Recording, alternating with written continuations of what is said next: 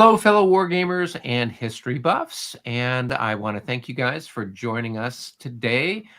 This is a special broadcast here at 10 o'clock in the morning, California time, but I think it's a little bit later where my guest is. And I'm super happy to have joining me today Uwe Walentin, who is the creator or one of the game designers for an upcoming game, Eylau 1807 from Sound of Drums Games. So without any further ado, welcome to the broadcast. Uwe, how are you doing? Hi, Eric.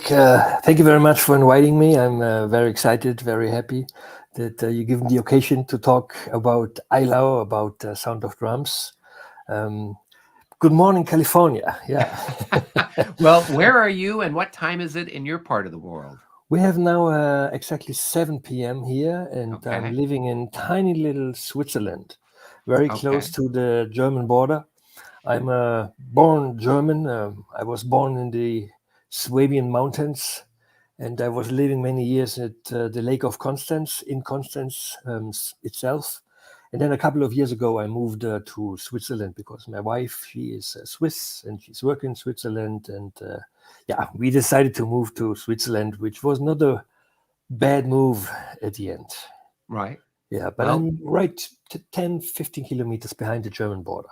Okay. Well, good. Well, that sounds exciting. And as I mentioned to you before we started, I'd been living in Germany, but that was back in the 80s. And so I really loved the country and had a chance to travel around and got to Zurich and what Interlaken when I was in Switzerland. So good stuff there. So terrific. Well, we'll get started here. We got a couple of people who are signing in. We have none other than Mark Ruggiero from Lodi, California, who's so excited, says hello to you, Uwe. Hey, Mark. Good meeting you, man. Yes, and let's see, who else do we have here? We have David saying, Eric, you have your signature look. Yes, the hat. Yeah, because you don't want to see me without the hat. There's just too much glare there. So, and in Southern California, it helps keep the sun off. Otherwise, I get the top of my head gets burned. So that's part of the look there. So yeah, and I don't look as good in a bicorn hat for whatever reason. It's just not as fashionable. So trying to fit it in the screen doesn't always work.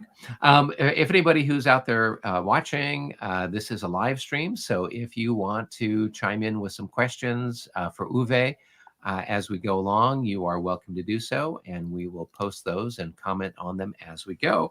But I've got a couple of questions for you, Uwe. So if you are ready to go, I'll just ask you first one. How did you get involved with the hobby of wargaming? How long have you been playing? I'm now playing war games for around 40 years. I'm 53 years old. Okay. And as most of us, I started to play with miniatures as a kid, Airfix miniatures. And my first miniatures have been the British and the French Napoleonics. And I was playing with them as a kid. And then over the time, I tried to create rules to regulate my play with miniatures. Later then I discovered chess, and chess for me is the base of the war game itself. Then after a while I got bored with chess because you have 64 squares, you have white and black cases, and these 8 different figures. And I discovered at the age of 13 a game published by international team Waterloo.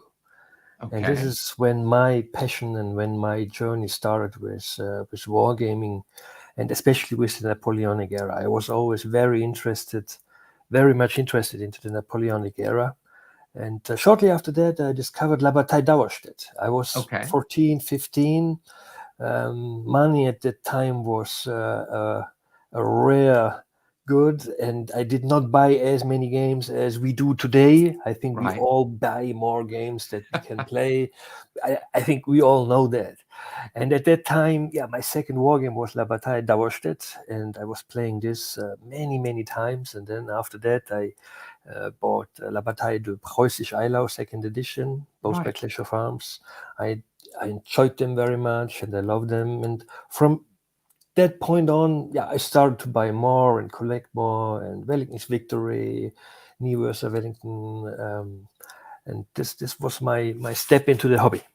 Okay. Well, good. I think that's similar to a lot of us. I played Yeah, with little model soldiers and toy soldiers as a kid, mm, and kind of got introduced to it more through sort of the miniatures part of it. hmm But same with you. I stumbled onto La Bataille de Auerstadt there. I guess it would have been in mid 1980s, 84, yeah, 85, something like that. And that was the first one that really got me hooked into the Napoleonic era. yeah, So, but yes, I know that back then, you know, that well, I think I found an old price list from Clash of Arms where their hmm games were going for like $20. yeah, You're like yeah, $20. I mean, that's how much we pay for a cup of coffee nowadays, yeah, yeah, practically. But back then, when minimum wage was $2 or something, that was a lot of money. yeah, So, and I know that for you in Europe, you've got then the issue of what is it, the exchange rates and things like that for yeah, stuff coming from the U.S. yeah. So, At that time, we still had the Deutschmark. Today in Europe we have the euro, but we had the Deutschmark, and it was I will never forget that. My first La Bataille d'Auerstedt was 70 Deutschmarks, oh my which is gosh, yeah, which is today around 35 euros or 35 US dollars. But as a kid, it was a lot of money. yeah, Yeah, for sure. yeah, and Let's see. I remember it was still the edition with the thin counters. You remember the thin counters? Oh, yeah. Yeah, That's the original copy I have, had the really yeah. thin counters on it. Mhm. So, let's see. It looks like David here is commenting, Uwe, I see you are also an OCS devotee. I guess Yep. you've got, Absolutely, yeah. I also love playing OCS. I have my issue with OCS because it became huge and very time consuming, and it became a little bit complex in a way. But I also enjoyed a lot OCS. Yeah. okay, well, good. And let's see here. Steve is commenting, Nay and Wellington map on the wall. Trained observer, yeah. Yeah, I have a couple of copies of this game because I think this is one of one of the best games ever published about the Napoleonic era. It's a one mapper, it's playable, it's not as complex as Wellington's Victory, and as we are working also on a Quatre Bras game in our game series, it will be the second release, Volume 2 most probably. Okay. I am doing some work in the background for Quatre Bras right now. Yeah, and this is why I put the map of New versus Wellington on the wall. Yeah, Good, acts as inspiration for you. So, absolutely. Yeah, well, good. So that leads us very naturally into how did you get involved in game design? yeah. I was always a gamer, and then while I was doing my studies, I spent 6 months in St. Petersburg in Russia to learn Russian. I Okay. originally studied history, Russian language, German, and French, and I wanted to become something serious. I wanted to become a teacher. Okay. But when I came back from Russia, I was very frustrated because I was in Russia in 91, 92, Mm, and times were tough at that time. And I went there with a lot of enthusiasm, with a lot of love for the culture, for the history, for the literature, for the people. And I do not want to say that I lost my love for the people because nice people there, absolutely. I had a great time there in a way, but in another way, coming back and spending time in the university and investing time into the study of phonetics and such, I felt a little bit lost. And right at right. that time, I was contacted by a friend in France who was the manager of Eurogames, Ah, a yes. company in France, Studio Vitale. And he gave me a call and said, "Hey, Uwe, are you interested working for me? I'm setting up a German office for Eurogames. And why not in Constance? Beautiful place. You're a good guy. Are you interested doing that?" And I did not need to think a lot. I decided spontaneously quitting university and starting to work in the game business. And Okay. this was my step into the game business. Shortly after that, Eurogames was sold to Jeux de Cartes, and I continued to work for Jeux de Cartes then. I did this a couple of years, and we were publishing great games. We did, for example, the French, German, and Italian version of Hannibal, Okay. the Mark Simonich game, and we did Age of Renaissance from Evelyn Hill in a German version. A lot of other games that were published by Jeux des Cartes. And after a couple of years, I said to myself, maybe I want to do it as an independent. I do not want to be an employee anymore. I want to create my own company. And I Okay. created a company that was called Proludo. And we did a lot of distribution for European game companies and did our own publishing. And I was very lucky. In 2004, we had Ticket to Ride in distribution, which Okay. was a game of the year in Germany, and then success worldwide. Oh yeah. Yeah. And Huge game. and we sold huge numbers of it in Germany in 2004, in 2005, 2006 with Ticket to Ride Europe and such. And then my company grew, and we were doing well. We were doing really good. But on the other hand, I did not do that anymore what I really wanted to do strategy games, public strategy games. I was really absorbed by the success of Ticket to Ride and other games that we had in our program. Then after working 15 years in the gaming business, I felt a little bit tired, exhausted, and I sold the company. And I sold it to Asmodee. Asmodee at that time, they had a lot of money. They were expanding everywhere. They bought companies in Germany, in Italy, in the United Kingdom. They bought Stadium, I think, in the United Kingdom. And they had a lot of money at that time. They bought my company. I stayed with them for another year. But then I quit. I quit completely the game publishing business. And I did something completely else. I did some retailing, fashion. You know Timberland, the Timberland boots. Oh yeah. And I was a franchise contract owner of Timberland stores. I had a couple of franchise Timberland stores in southern Germany. I had 4 of them, and I had a couple of other retail stores with fashion, Hugo Boss and such. And I did this for around 8, 9, 10 years. Sold them, and then I was working as a professional soccer coach. Okay. Again, something completely else, something completely different. And I was working as a soccer coach in Switzerland here, and then in Germany. And I was in charge of a club as a technical director in southern Germany. And after 10 years, time has come to say goodbye and do something else. There you go. Then my wife said, what, you sold your retail stores, you don't want to work as a coach anymore. What do you want to do? I said, I would love to publish games, but real strategy games. And she said, go for it, do it. And then, she gave me the motivation, the first, let's say, incent to say, come on, create again your own company, and this time do what you want to do, not as with Proludo when the company was too huge, and when I was a manager but not a game creator or developer, but really a manager of a company, which is not so much fun. So she said, okay, come on, let's do it. Create your company. What's the name? I said, it could be Sound of Drums. And then it started. Well, very good. And this is now what I'm doing for the last 2 years, full time, 24/7. I'm doing nothing like that, and I really love it. I'm really very, very motivated, very ambitious, and I really love it. Well, and I saw on your website, it looks like you've got 3 games that are either in production or have already gone through like the Kickstarter Game Found process. So do you want to just rattle those off here real quick? That's the history of the Ancient Seas series. When I was working in the game publishing field many years ago, something like crowdfunding did not exist. And when I created Sound of Drums, I discovered, there's a thing like Kickstarter and crowdfunding and game fund. That's cool. You do not need to take money in the hand, and you create something, and then maybe there's a chance that you can really actually do it. Of course, crowdfunding changed. I needed to learn that too. I really had to pay for my first lesson.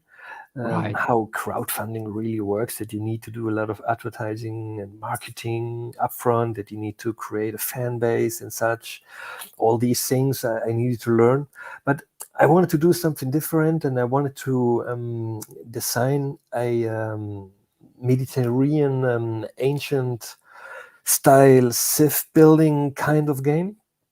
Because it's always something that interests people, the Civ Sure. building game in the ancient Mediterranean seas.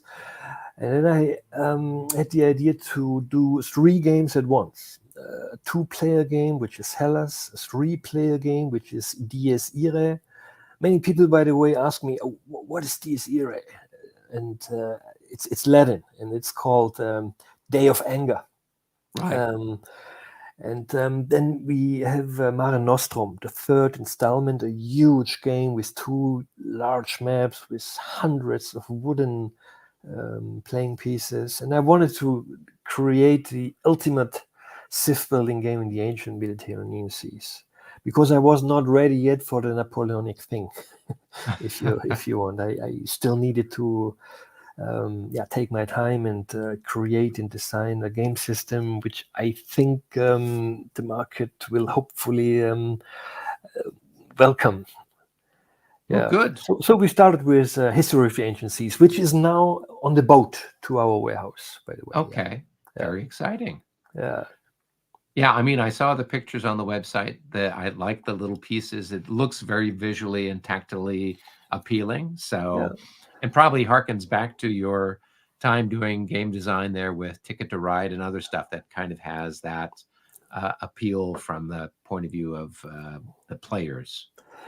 Yeah, I think the good thing is me being a war gamer, hardcore hex and counter war gamer. This is one thing, but maybe my little advantage is that I was working many years in the Euro game business, and I think I know how to publish and how to design games, material wise, components wise. So one day when you hold Hellas or Dies Irae in your hand, it is heavy. Right. It has high quality. Everything is printed on 2 mm gray board.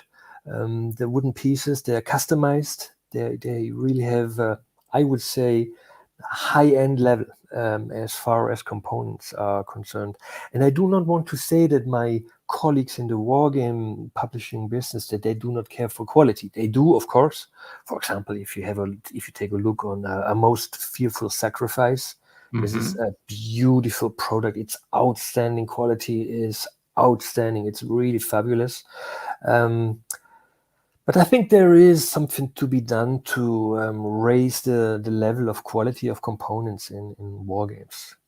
And I think this combination of having some experience in the Eurogame publishing site is a good benefit that I can bring to Sound of Drums. Well, excellent. That sounds terrific. And that then leads us to your upcoming game, the one that you're doing some crowdfunding for now, which is the Eylau 1807. So Yeah. why don't you tell us a little bit about that? Yeah, as we mentioned just before starting, I have been a hardcore La Bataille player for many, many years. I have all games of the series. I started with La Bataille de la Mosquade by GDW and played them back and forth. And we had a super gaming group, and we really loved La Bataille. And I have of each game at least 2 copies. One to play and one for the archive and one to look Right. at. Because I really love these products. And I would never dare to say that I try to publish a game that is as beautiful as Clash of Arms, because you cannot do this.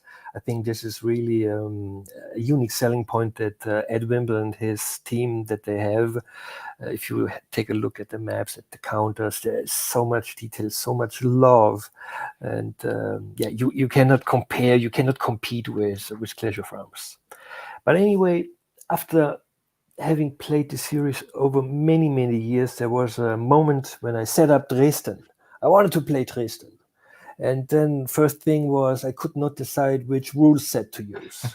First, let's say frustration. And then I think by all love and all the positive thing that I feel for La Bataille, I have the feeling it's now what 40, 45 years, 50 years old, the system, Almost the core 50 years, system. yeah. Yeah, and I had the feeling that I wanted to have something more playable, something more accessible, and not as crunchy as La Bataille has become. And I tried to reduce the system to the cat and mouse game of the different formations of the three different arms, and Right, try to create a really not simplistic but simple system that takes care of course, infantry in line and column, and limited and unlimited artillery range and such, and try to let's say do it in a little bit more elegant way and more accessible way. And this I was designing this for the last 3 years, working on it and playtesting and trying out things, and then at one point I felt we are ready. We are ready to go. I have a fantastic graphic artist with me. His name is Marc von Martial. Great name, by the way, Marc von Martial. And a great guy and really a superb artist. When I received the first sketch of the map, I really got goosebumps because he really hit the point. He really understood what was necessary. I told him that when you do a map about Eylau was snow covered.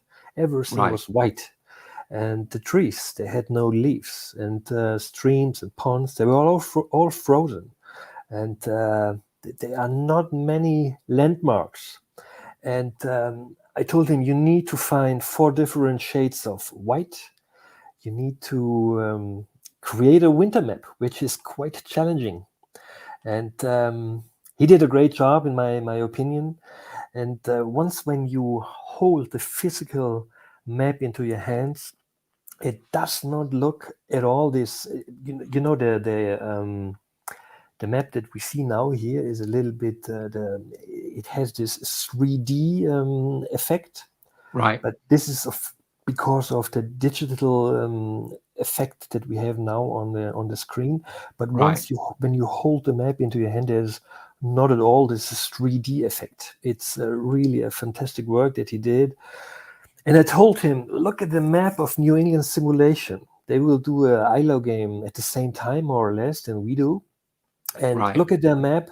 They have rivers and streams, and they are blue. I do not want to have blue rivers. I want them really to be snow covered, and the trees. The area of Eylau, there have been a lot of birk. Do we say birk or trees? birch trees, yeah, Birch trees, yeah, birch trees. And in winter, they do not have leaves. So I do not want to have green on the woods. You need to create really a winter style map. And right. I'm very happy with the result.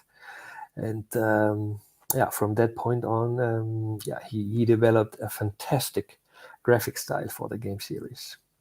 Well, and it looks very nice. It's certainly captures the wintry feel Yeah. that you've got going there. So one of the questions is, of course, why Eylau? Why did you pick that as opposed to any of the other, dozen potential battles?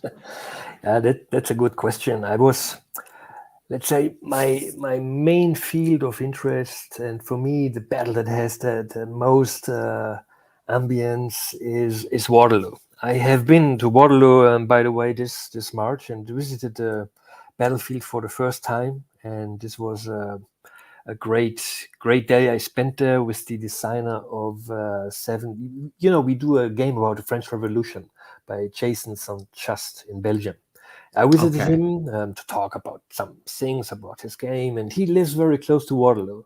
And he said, "Come on, if you come to me and we work, we also need to spend a day in Waterloo." At Waterloo, and then we went to Waterloo. First time for me, it was a fantastic visit, a fantastic day there, and I know that when you start a game series about Napoleonic battles, there are these battles that are more or less obvious, like Austerlitz, like Borodino, like maybe Friedland, Waterloo, of course, Quatre Bras, Ligny. And I was thinking about Eylau because Eylau did not have a lot of coverage in the last years. The last game that was published with Eylau as a theme is many years ago. And Yes, true. I thought it would be a good entry not to start with some of the obvious battles, but to start with Eylau. Only later I learned that New England Civilization is doing something in the same area, in the same field. And people ask me, are you aware of that someone else like New England Civilization is doing a game about Eylau, and does this not hurt the business and the potential buyers? And I think, no, it's the opposite. The opposite is the case. Me, as a gamer, I work like this, that if there is a game about, let's say, Waterloo or Borodino, I want to have 4 or 5 or 6 different games to be able to compare, to play them all, and to compare how designers approached to the battle. And I think it's a very welcome incident that the friends of New England Civilizations do a game about the same subject, as, by the way, will do Hexasim. They just recently announced that they will do a game about Eylau 2 in their Eagles series. Okay. And then Clash of Arms will do a third edition of their game. Yeah. And I think It's the year of yeah, Eylau, indeed. 23 will be the year of Eylau. So I think we are in good companionship, and it was a good decision to start with Eylau. And of course, Eylau is a fascinating battle. There's a lot of action. It was a very dramatic battle. It was a very special battle because it was during winter. Mhm. Two starving armies, two exhausted armies met, and both field commanders were looking for the decisive battle to end a campaign that no one of them actually wanted to start. Right. They wanted to spend the winter in their winter quarters, and then by false information, Napoleon thought that the Russians are going to go on the offensive. And Right. the battle was the result of a campaign that no one wanted to start. And then they met on the frozy and snowy battlefield of Eylau. Two exhausted armies, starving, exhausted horses. For example, we reduced the movement potential of the cavalry units. Gamers will realize that, for example, a cuirassier regiment has only 6 movement points. Why did we do that? Because they were really, when you read accounts and when you read a little bit about the Battle of Eylau, especially the French cavalry regiments, they have really been starving and they have really been very exhausted. And Eylau is a fascinating topic. With the late arrival of the Prussians, which we will see again 8.5 years later in a little town in Belgium. Yes. So that's that. So the idea is that you're putting together, because when I talked with Mark Hinkle about his upcoming Eylau game, he was looking at it as a standalone. He wasn't looking to necessarily have a series of games using that game system. So you're actually looking to have this as one of many games over time. So let's talk a little bit about then the game system, where what you mentioned that you're a La Bataille, you'd been a La Bataille player. What are some of the differences or where we can kind of compare those two systems with each other? Because it looks like you're on a battalion level for infantry, batteries for cannons, and regiments for cavalry. So pretty much the same scale as that. So what are some of the differences? I mean, a huge difference is that we do not use skirmishes, not at all. Okay. There are no skirmishes because I have written a long chapter in the designer notes about why we skip skirmishes. To put it short, I think that at that time, all European armies, they had their Planklers, their Jägers, their rifle units, their Voltigeurs, and the clash of skirmishes, the use of skirmishes was not decisive. It was kind of, in my opinion, a kind of a prelude before the main formations met. Okay. And game-wise, I don't think that they are decisive. So we tried to skip all the crunchy little details and to use skirmishes. I mean, if you take a look at La Bataille or at the game of Mark Hinkle now with New England Simulations, skirmishes to rule the use of skirmishes asks a lot of rules learning at the end for a little effect, in my opinion. And I took the designer's freedom to say I skipped them because there's a lot of learning needed to properly use skirmishes for little effect at the end. And this is one of the major differences to the La Bataille series, that we Okay. skip skirmishes. Yeah. Then we only have one formation for cavalry. We have a battle formation for cavalry, and on the backside of the unit count of a cavalry regiment, the unit is tired or exhausted after having been in a charge or in a close combat. They are exhausted. This is also something that is really. I just read the comment that David says. That's the same feeling that I have. Very rules heavy and somewhat historically. And I have the feeling when playing La Bataille that the game with the skirmishes is a game in the game, if you want. And they can be used very historically, and too many of them in a way. And that's why we decided to skip. I totally agree with David. Thank you, David, for your comment. Yeah. Well, and I agree from a rules point. We've Mhm. had more than a few contentious, things like, well, what's happening? How do we do? We have to look through it and see how, because they function differently than everybody else in combat and Yeah, retreat before combat and everything else. yeah, And so while there's a lot of cool aspects to it yeah, within the yeah, game, yeah, it does add a different layer of complexity to it. So by eliminating that, you've simplified things in yeah, your terms. yeah. We had another question here that David had posted about how does the command system work? Yeah. This is also a huge difference compared to La Bataille. I wanted to still keep it simple. Every mechanic that you will find in a game is really simple. I can explain the game within 10 minutes to you. And it's quite a complex game to play, but not complex or complicated to learn. The command system works like this, that we work with formations. In Eylau, it is the division as the main formation. And we give orders to each formation at the beginning of the battle. So Okay. we imagine the night before the battle, each commander works out his battle plan. He issues orders for each formation, for each division. And we have orders like move, like attack, like hold, retire. And for each order, you get a number of initiative points. But on the same time, you need to pay fatigue cubes. So we treat the fatigue or the attrition on an army level. So this is, if you give a lot of aggressive orders like attack or strategic movement to your formations, you may have the initiative and move first, but at the same time you cannot have your army attack all day. So they will Right.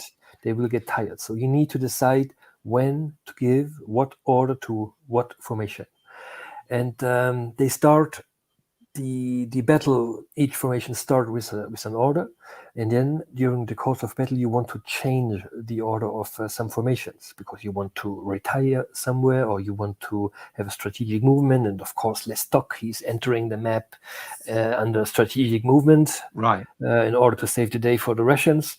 And each army commander can only issue a certain number of command points to change the orders of a formation. So you are limited in that way. And of course, the French are a little bit more flexible because their staff work was a little Right. bit more efficient. We all know that, and the initiative ratings of French commanders are a little bit higher than the Russian counterparts, which is also important for play balance and such. And so we have orders that we issue to the different formations on the battlefield on a divisional level. Yeah. So it sounds like you've got an interesting mechanic where the more active the unit is, the fewer options it has over time as it starts to, I guess you have a pool um, of options, and then as the day goes by, that pool starts to shrink as the units get fatigued, as the formations basically get used up. Yeah. Is that a good way of thinking about it? Yeah, that's one thing, that the units within a formation, they will have a certain attrition level.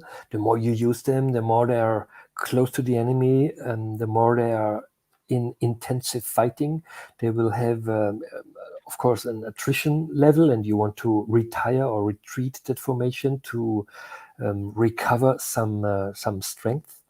And on the other hand, it is like this, that I consider army morale on 3 levels. The one level is that you have attrition by losses, which fatigues your army.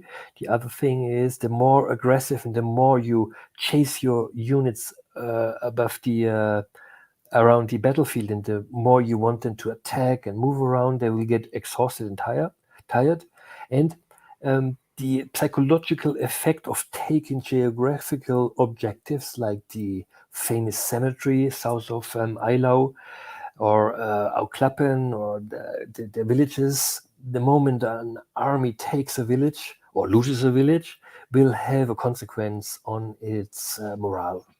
Oh, very interesting. Yeah, Okay. So you've got both positive and negative factors. yeah. So if you're successful, then you will Hmm. get a boost Yeah, perhaps in your morale.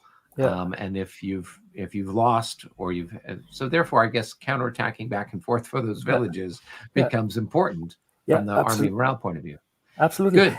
And we will treat this in a different way. What we try to is, we try to avoid the number of tracks and charts and tables.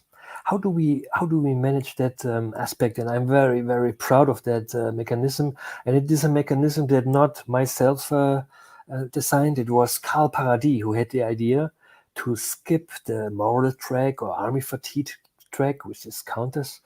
We do it like this, that each army starts with a certain amount of army fatigue cubes. So the French, they have 220 army fatigue cubes. And each time Okay. you lose a unit, you lose an army fatigue cube. And when you lose the cemetery, as a French, for example, you need to pay 5 army fatigue cubes. So your stock of army fatigue cubes gets lower and lower in the course of the battle. And if you have a lot of aggressive orders, you need to pay army fatigue cubes. So you really need to take care to manage correctly your stock of army fatigue cubes. And And and is that stock of cubes uh, finite? So it starts at 200 and something, and it yes, just keeps shrinking until the end of the yes, battle? Okay. yes, yes, except when you're attacking and taking a village, you will gain army fatigue cubes. Okay. So, so this is why the Russians, for example, need to try to be offensive. They cannot just sit there and wait for the French to come and use their powerful guns. They need to Right. do something. They need to do something in the game. If not, they will lose. Yeah, Okay. Very interesting. yeah. We've got a question here. In Uh-huh, combat, is this uh-huh. a step reduction when your unit takes a hit? Hmm. Or do you flip the unit over? So that is, do you put hit markers on it like they do with La Bataille, Hmm. or do you have steps where the counter loses half strength and Hmm. then you replace it with another one as the day goes by? Yeah. Now we actually have a step reduction. We have the front of the counter for infantry, for example, is representing the unit in line formation. If you flip the unit over, you have the same unit in column formation. So we avoided what we have in La Bataille, that you need to orientate a unit versus the hex side or the hex vertex to show its formation. We have a backside and a front side which represents the current formation, and we use step reduction and step reduction counters to show attrition. I would not say only, or you can call it losses, attrition, cohesion. In our game system, the loss of a step does not only represent losses in combat, because this is also something in La Bataille. I think they are called loss, and they represent loss in man wounded and such. But a unit could lose cohesion or steps or power in many different ways. And we differentiate it a little bit compared to La Bataille. Okay.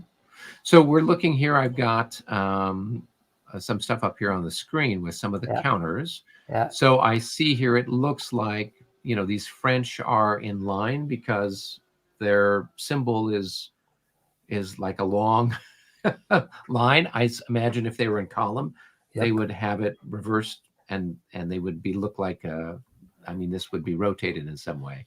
Yeah. So, but now do you still have facing? So for example, that the facing of the units matters, or, what's your... Yes, of course, we have facing, and this is very similar to La Bataille. We have front hexes, flank hexes, and rear hexes. You only move through your front hexes. You can only fire through your front hexes. This is very similar. Yeah. Okay.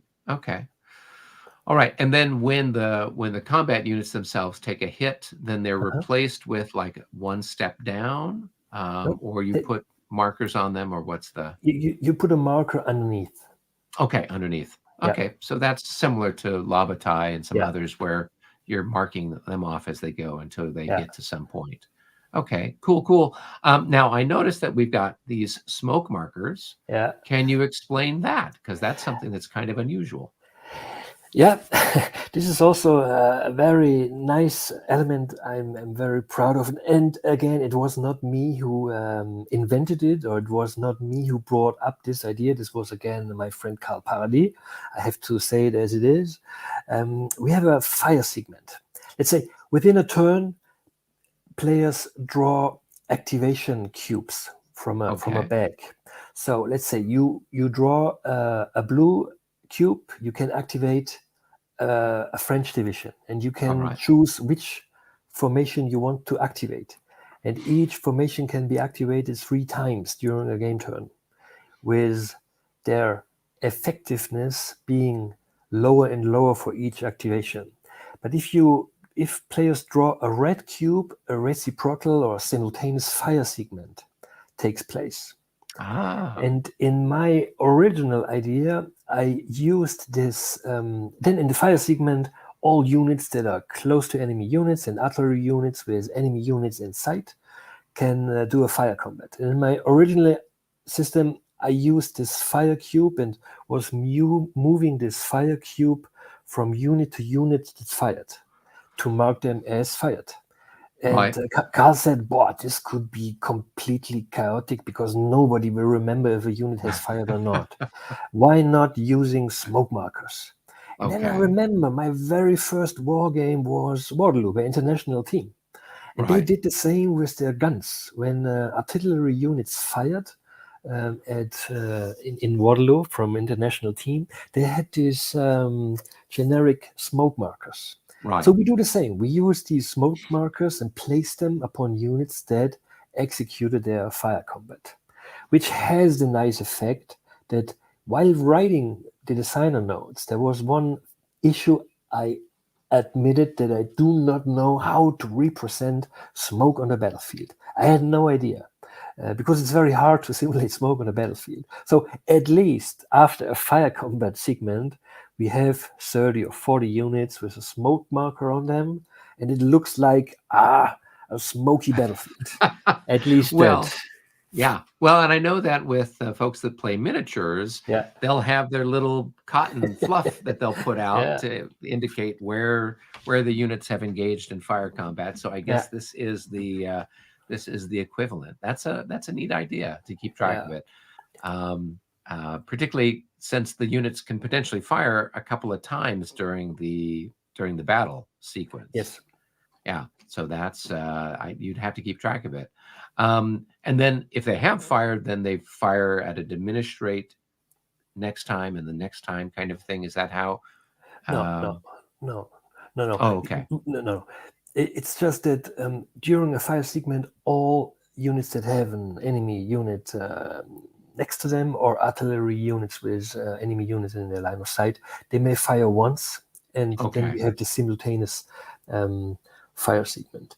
And then my idea was to leave the smoke markers on the units, which would have a nice effect on fog of war and such, but then it became too complicated. And Carl, who brought up this idea, he said, no, period. After the fire segment, we take off the smoke markers and we leave it, because one intention with the game system was we did not want to get too crunchy. We did not want to get too complicated. Okay. And one of our slogans is, if one day I give you a business card of Sound of Drums, on the backside there's written, you decide. Because playing games is what? Not reading rules and not referencing all the time charts and tables and this and that. Playing games is, I want to take a decision. I want to decide something. I want to attack somewhere. I want to retreat somewhere. I want to decide what formation a unit has. I want to take decisions. And if you, I want players to focus on gameplay and on taking decisions. And this is what, in my gamer's experience, is what is the fun of playing games. Yeah. So we try to keep it really simple. David's got a question for you. How much space or how much ground does a hex represent? Oh, I'm very happy for that and very thankful for that question, because I forgot that one huge and major difference to La Bataille is the scale. We have, of course, the same scale unit-wise, but we have 150 meters per hex, which brings a huge advantage to the game series. On the one hand, we use large hexes and large counters. So we have 15 millimeters or 5/9 inch counters. So the large counters and large hexes. And I try to figure out, where does this come from, that systems like Walentin's Victory and La Bataille and also the New England Civilization game has 100 meters per hex. Where does this come from? And someone explained me, it comes from the miniatures world of wargaming. But if you read books about how much space did an infantry battalion or a cavalry regiment or an artillery battery actually occupy, 150 square meters is the scale to go. And this is much more realistic than the 100 meters scale, which brings two huge advantages. One advantage is that we can skip the thing with extended line, which again is heavy loaded rules to explain when, for example, you have this 8-step infantry battalion in La Bataille and you have an extended line, you get a loss. You have now 7 steps, in which hex are 4 steps and which hex is 3. I know there's a rule for it. I know it's ruled, but it's rule heavy. So with our scale, 150 meters per hex, we have no thing like extended line, because it's not necessary, because a typical French or British or Russian battalion had more or less a frontage between 130 to 160 meters. So I think we are fairly good with 150 meters. And another very big advantage is that doing 150 meters per hex, we can represent Eylau on 2 maps. And we do not need to do a 4-mapper. For example, we are playing right now and testing Waterloo and Austerlitz, and people that didn't see Austerlitz yet ask, how can you represent on 2 huge or large maps Austerlitz with a frontage of around 8 miles?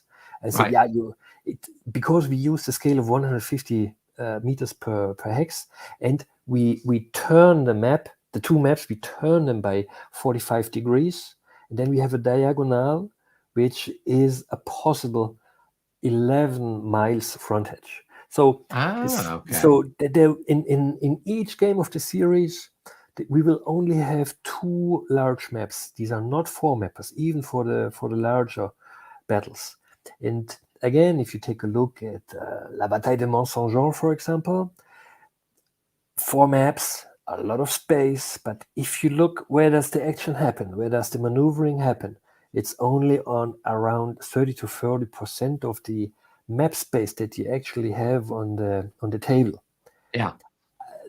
Not in this context, I need to mention, of course, that the Prussians need a lot of space and cover a lot of space while marching to the battlefield. But there's a lot of unused space in a lot of huge, in a lot of monster war games like La Bataille. So Yes. also for, let's say, the joy and the pleasure of the gamers, we want to do large games, but playable. And I think a two mapper is way more playable than a four mapper. Yeah, I mean the La Bataille de Austerlitz that Marshall Enterprise put out, I guess maybe 6 years or more ago now. I mean, it takes up a space of about 8 foot long by 4 foot. You need to have a giant, you need a pool table or a billiard table or something to put it on. It's so big. So it sounds like you've got something that, given the scale, you can get it on it's more manageable for people to actually be able to set it up. Yeah, it's more manageable and it's more historical. Okay, good. We've got another question here. This is from ND Irish. How do you use morale checks compared to La Bataille? Yeah, we call them stand roll, and we have different situations where we need to roll for to stand. For example, this is also one mechanism I loved with Wellington's Victory. If you remember when you had a line of units and one unit was eliminated due to fire combat, the unit next to it needed to roll for morale or needed to roll for stand. This is something that I did not invent. I took it. I borrowed it from Wellington's Victory, and we have a couple of situations where you need to stand to roll. You simply roll 2 dice, and you need to have 8 or more in order to stand. And then there are a couple of modifications. For example, if you have enemy lancers close to you, this is something that is negative, because infantrymen, they did not fear the combat value of lancers, because lancers in combat were quite, let's say, a lance was very cumbersome to lead and to manage. And if you have a lance cavalry unit fighting against a cuirassier unit, normally the swords are much more powerful than the lances. But the lances, they inflicted horrible wounds, and the lance had a range. So if you have, for example, a lance regiment close to your unit that needs to roll for a stand, you have a negative die roll modifier. Okay. And of course, if you have an elite unit like the French Guard or like Russian Grenadier battalions, they have a bonus. And if you have a green unit, you have a negative die roll modifier. Okay. And all in all, I have to say, because one intention of the design was not to use 15 or 20 or 24 charts and tables.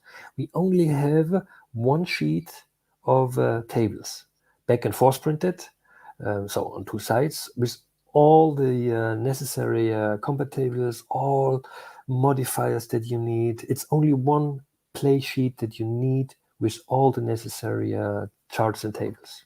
Wow. Okay. That sounds very handy. Overall, how long does it usually take to play a game like your Eylau game? And do you have like multiple scenarios so people can play like a smaller segment of the battle in some way?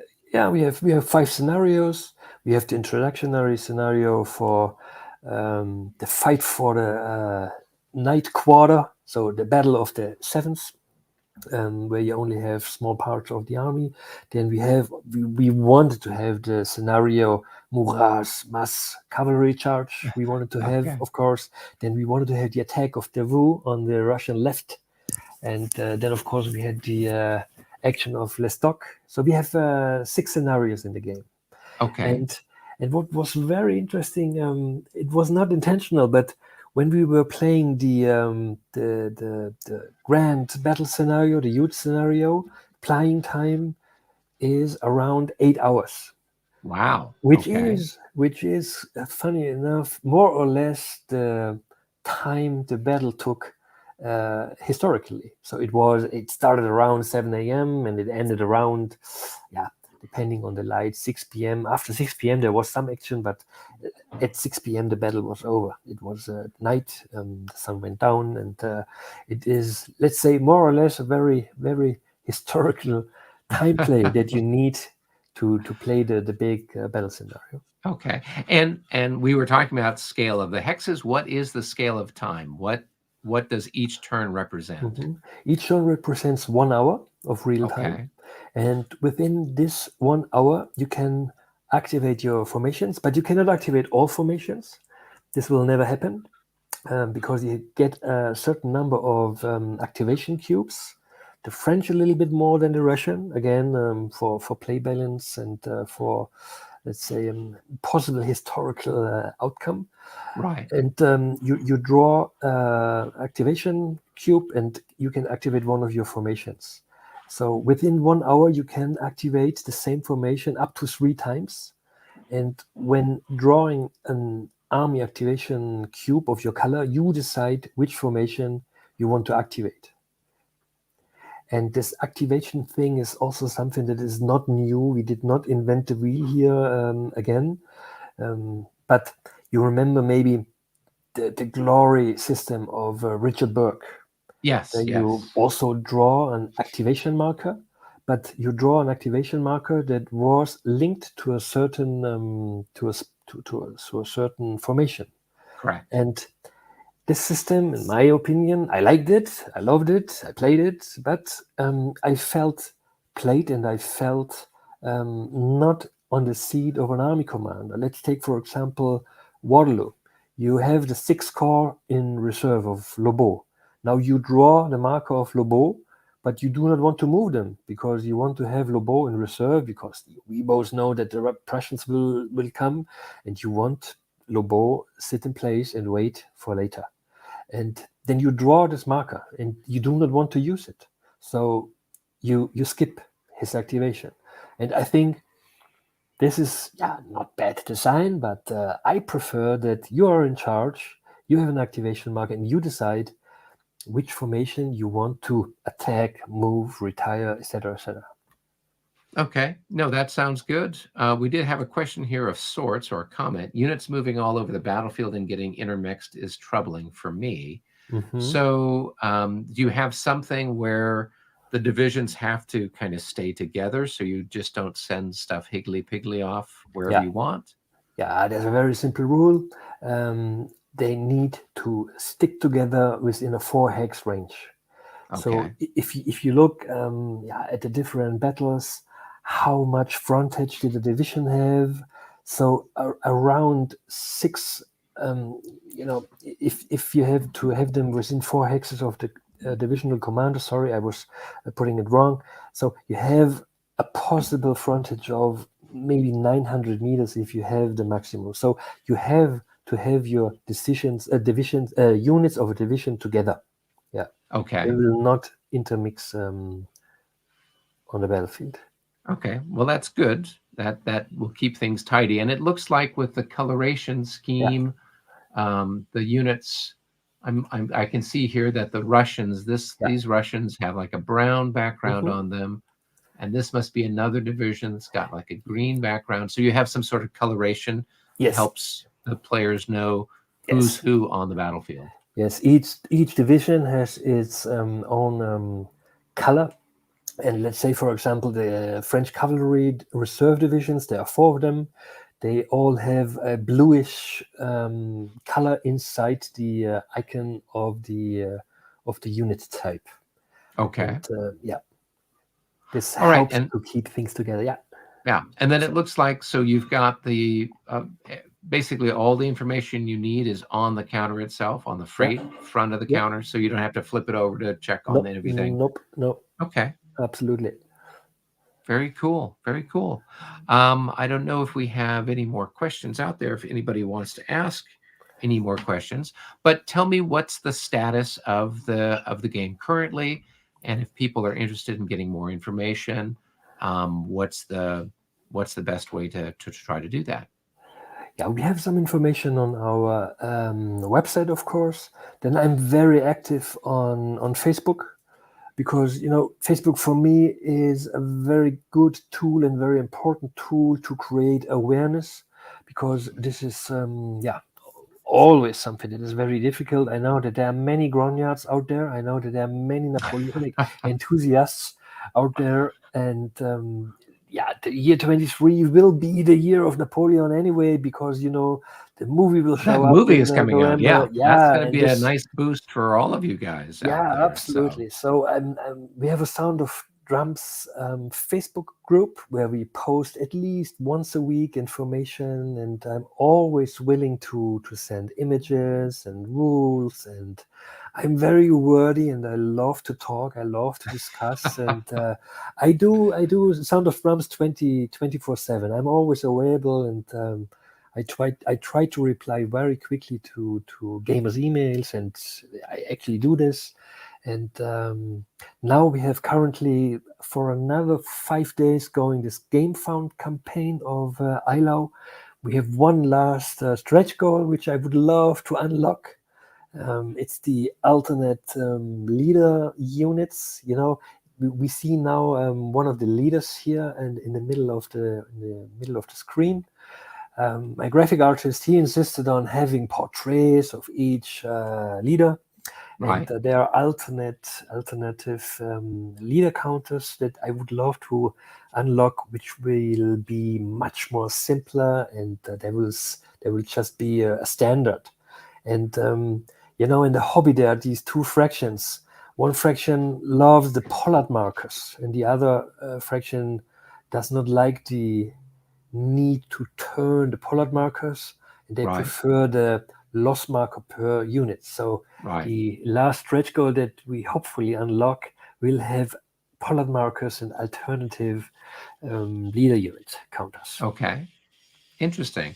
Yeah. Well, and just let everybody know, I am not paid to be doing this interview. I'm not receiving anything from the Sound of Drums. I am backer number 117 on your Game Found. So Yeah, I've already ordered it. I've already ordered your game thank you, Eric. because it looks like it's going to be lovely, and I'm excited about it. And while as you know, I'm a La Bataille player, but I'm really a Napoleonic war game player. I just La Bataille gets a lot of oxygen from me because Yeah. I do a lot of play testing for them, and I really enjoy Mhm. the game. Yeah. So good. Let's see. We got a couple of other comments here that have popped up. So ND Irish is saying, sorry, just a comment. It seems your game is more simplified for sequence of play, which does not intimidate new players, and for experienced players is a nice change of pace. Would you say that's a good summation of yours, like comparing it to La Bataille? Yeah, absolutely. Um, I have the feeling that there are a lot of people out there that were playing strategy games, and not yet historical strategy games, but which these people are open-minded and would like to play a hex and counter war game. And when I talk to them, they say, boy, these games are so complicated. It's so difficult to get into them. And one of our design aspects is doing it simple, not simplistic. And I hope that this can open a new venue for a couple of people who would love to try a classic hex and counter war game. The game series is very traditional in a way, so I think the traditional wargamers like you and like me should be interested and should be satisfied.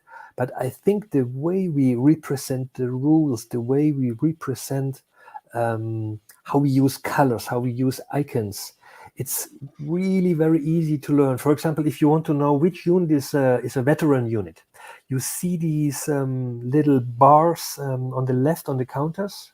Right. Yes, they indicate if the unit is a veteran unit, a green unit, or an elite unit. So, for example, the French Guard, they have two of these bars, and a veteran unit has only one bar, and a green unit or a unit with low morale, like the Cossacks, they are told to have low morale, they have no bar. So it's very intuitive. It's really, I think the access to the game is really simple. Not really simple, but let's say compared to what we have on the market, like La Bataille or Right. like the BAR series from Ed. I love the series for the same reasons I love La Bataille, but they're really hard to get access to, and this It is does take something. some getting used to. Yeah, I as yeah, someone who's just started playing bar within the last year, I can let you know that if I didn't have my friend yeah, yeah, Michael yeah, carrying me through, yeah, it would just be too intimidating, and I think that's the case for a lot of people. So yeah, that's a very nice point here. Looks like David says really enjoyed this, looking forward to acquiring the game. So I would say if you're interested, you can go to the Sounds of Drum website, and you guys got a link there to whatever the however people can order the game. Is that yeah. correct? Absolutely, yeah. Okay. Or you find us on Facebook. We have a On Sound of Facebook. Drums game group, and there is the link to the Game for campaign. Yeah. Thank you very Okay. much, David, for your nice. Yeah, I know. Yeah, Mark, here's Mark, Mark from Lodi saying yeah, he was yeah, number yeah. 13. He Yeah, wanted he wanted to be number one, and he was. I know that he was sitting in front of the PC. I know it because he told me, and then he got his notification from GameFound. I think only 3 minutes after the campaign started, and he right. was only number 13. I'm so sorry for that, Mark. Yeah. By the way, Mark was putting a lot of energy into this game system. He was very motivating. He was, when I started, and I think he was the guy who got the first sketch of the rules. And he Oh, didn't okay. he didn't destroy it. He didn't kill it. He was very positive. He was very motivated. And I really have to thank Mark for all that he was putting into it and all the motivation he gave over. This was really incredible because I was not sure, is the game accepted, and if someone like Mark is saying something positive, this was for me a sign, okay, we have to go on. Mark is with me. Yeah, Yeah, well, and Mark is an expert in just a whole range of war games, yeah, all kinds of different mechanics and everything else. So yeah, that is that's definitely a good thing to have positive feedback when you're developing something like that, particularly absolutely. kind of new into that Yeah, sorts. Let's see here. David is. I had to laugh when I saw this, which is Eric will crush you in any system.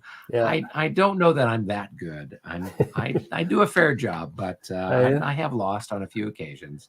yeah, So watch some of my ongoing live streams. You might see me lose any one of these at any point in the near future here. yeah. So let's see what else. Okay, Mark's got another one. No worries, love it, looking forward to it. So happy I could help. Thank you, Mark, as always. And was there anything else that you wanted to mention? Is there anything that we forgot to add here before we kind of wrap things up, Uwe? Yeah, maybe one last thing. I think that the game series will be a success. I'm very happy that we are funded, and that's very fine. And I'm really appreciated. And we were funded very very quickly, within 1 hour and 12 minutes.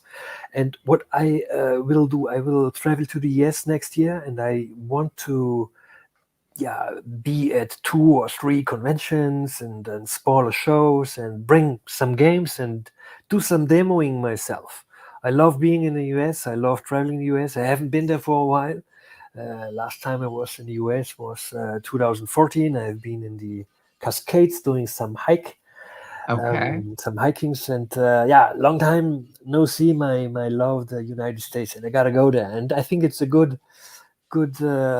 opportunity to take some games with me and do some demoing on shows. I don't know yet which ones. Maybe Monster Game Con. I don't know. Didn't decide yet. But for sure, I will try to come to the United States and show some games and show a prototype and invite people to play with me. Maybe ask you to play against me, Eric, and I think I will give you a hard time. I'm sure you would. I'm sure you would. I would love to do that. So definitely let me know. Yeah. You can write it off as a business expense. So that's always happy. Yeah. And then of course, I now have a place in Switzerland I can come visit. Anytime, so that's even better. you're welcome. Yeah, we have a big house, and we have in the basement a kind of a little stock of detailed spare parts and such, and you're welcome anytime. Yeah. Okay. Well, terrific. If not, just put me out on the balcony. I understand it's warm enough in Europe. I wouldn't have to worry about it in the summertime from the sound of it. Yeah. So we've got a couple other people that are checking in here, but we're just going to be wrapping things up here. If anybody had any other last minute questions or comments, just go ahead and make those now. And otherwise, we'll kind of wrap things up here. So Uwe, well, definitely keep me posted on your travel plans. And once you're done with this Game Found campaign, when are you looking at having the games actually start shipping? Is that going to be sometime in early 2024? No. We are very ambitious on that. I know that there are people out there who do not like and do not support crowdfunding, and I totally understand this. What we will do is we have the files for manufacturing almost finished. What we do not have yet finished, because it's the last part of components that you do, is the rules manual. Our intention is to send over the printing files to the manufacturer end of July. And he already ordered and bought the wooden components, the wooden cubes, because they're simple to do. And my ambition is to send out the game to gamers end of September 23. Oh, wow. So that's rather quickly. I really push very hard my manufacturer, because I told him, you do a good job, then we have a second game. Then we have a third volume and a fourth volume and a fifth volume.